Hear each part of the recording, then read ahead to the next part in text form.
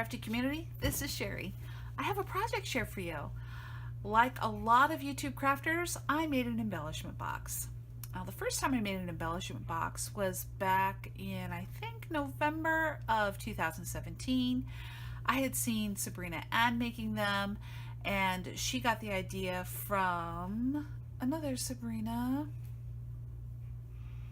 who does creepy, cute things. It'll come back to me. I will link both of those videos below. But embellishment boxes have become quite the hot item for crafters all across the world. And there's a lot of swaps going on right now. This embellishment box I am swapping with my crafty friend from Tennessee. Her name is Chastity. We did not have a specific theme. I used a embellishment box. The box itself I got from Dollar Tree. So $1 for the box. Every time I go there, I try to pick up a few of these because they're so much fun to make, and I hope that I'm involved in more swaps with them. This swan washi and this swan picture, this is actually a sticky note, but it's such a pretty thing. I got these two things in my monthly Planner Society kit. I do get a monthly subscription to that, and I really enjoy it when it comes. The papers are just gorgeous. The washis are beautiful, and you can use it for so much more than just planning. So that's where those came from. This is just some trim that I got at Hobby Lobby, and I stuck it on the box with the red line tape that I got from the Dollar Tree. So if you didn't know that, they do sell red line tape. Hopefully your Dollar Tree has it, because what a fantastic deal. For $1 you get the same amount of red line tape that you get in a regular package at like a Hobby Lobby and Michael's. So, and it works just as good. So let's dig in and see what I've included in this box. I like to include both handmade items and store-bought items, and you'll see a variety of both. One of the things that I like to make and use in a lot of my projects are these little crepe paper rosettes. I got the idea of how to make these from Little Hot Tamale, and I will link her tutorial for that below. So I made those in yellow, purple, pink. It's sort of a spring themed box, and there's even some green ones down here. And they're very easy to make, and they're very versatile. You can use them on wands, you can use them in pocket letters, you can use them on tags, you can just use them for just about anything. So I made those. I also made these little tassels, and again I got the idea from Little Hot Tamale. I made one in pink and one in blue, kind of springtime colors. Instead of using the crinkle paper, I decided to either not use any crinkle paper at all or to use a cupcake liner. So in this little cupcake liner, I have some other little things that I made. They're tiny white clothespins, and they have little tiny flowers on them, yellow and pink. A couple of the flowers are glittery and a couple of them are normal. Aren't those precious? So again, it's kind of sticking with the springtime theme. Over here I have some trims, the little tassel trims in mint and bright pink. And then here's some glitter. It's almost like a rickrack, but I wonder if it has the name for it. These are Paper Studio metallic, yeah, rickrack bright pink. Well, so those are fun. These are on sale at Hobby Lobby right now. You can get them for $1. Here's some of the swan washi, and I gave her a couple of, probably a good couple of feet, close to a yard of it, so that she has enough to do something with it. This is a handmade item. Basically I just put beads on a pin and then use glossy accents to kind of hold it all together. I got this idea from Genevieve's Design, and I can link that tutorial below, but it's part of a big, huge video. But I will still link it below because I was really delighted that she showed us how she makes hers. And it's not as hard as you might think.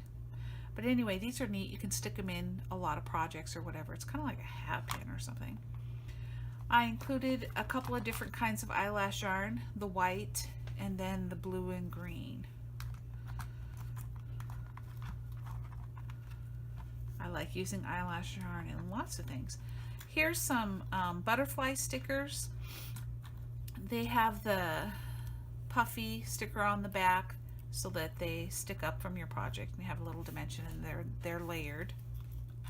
These I got from Dollar Tree. Here's some clips from Target. Some butterfly die punch outs. I used a punch for these. And the paper is from one of those $5 hot buy pads from Michaels, and it has unicorns in it. Anyway, the paper colors are sort of a minty green and a peachy pink and then purple. So I cut some butterflies out of that and included it. Also used a ticket punch to punch out several strands of tickets for her to use as well.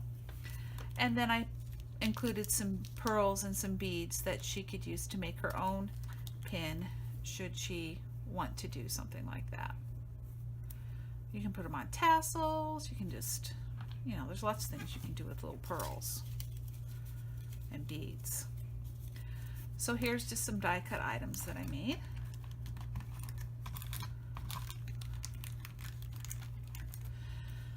Right here this is probably my favorite thing that I made for this box.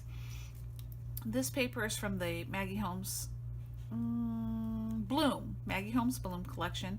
Really light pastel flowers on a sort of neutral background. And then I sewed another butterfly punch, so I just use a punch for these butterflies.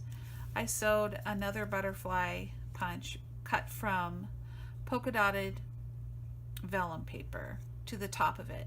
So it has dimension, and it also is just soft and pretty, and I really like it. I'm making some for me just to have for journaling or whatever. They're just delightful. They're just pretty. I gave her some other butterflies too. There's a couple more of those that I made for her, but I only puffed out the first one, the one that will be on top. I also cut a few vellum butterflies from this gold foil vellum that has words on it. And then this is a plastic transparent butterfly that's cut from like a vintage print.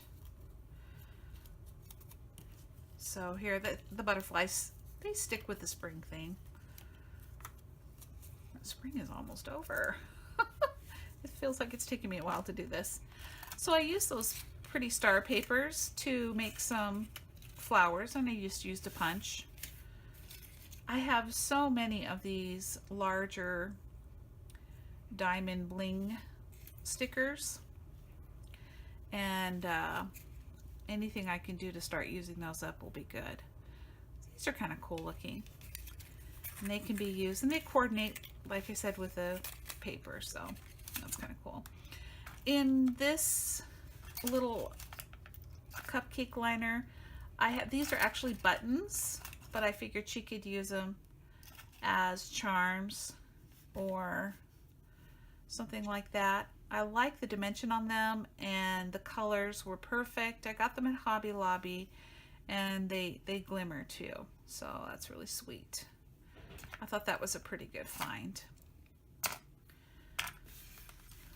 In this little box, I have some of the Target Dollar Spot shaker stickers for summer. Oh, these are so adorable. And those have a lot of dimension. And I also put a whole bunch of flowers. Some of them I made using that punch and a little piece of trim and then a brad.